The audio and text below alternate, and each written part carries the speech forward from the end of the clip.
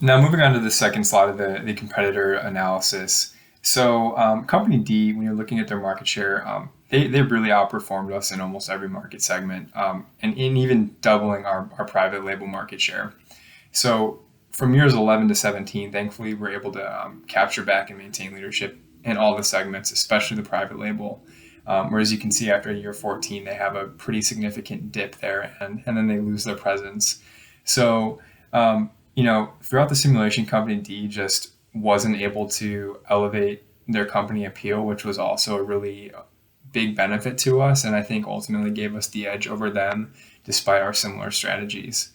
Um, Looking next at Company H, so we did much better than Company H in the private label to start out, as well as the wholesale markets. And we kind of battled back and forth in the online share. But towards the end of the simulation, I think Company H really started realizing the value of the celebrity appeal and really started making some strides in their market share both in the wholesale and internet segments.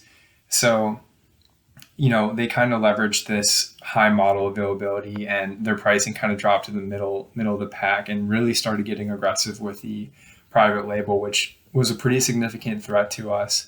So towards the end, they were right on our heels and really made it a close finish. But luckily, we were able to stay on top. So despite the close competition we had with Company D and the late stage push that Company H had, our strategy just allowed us to keep that leadership in terms of our EPS, return on equity, and stock price for pretty much years 12 through 17.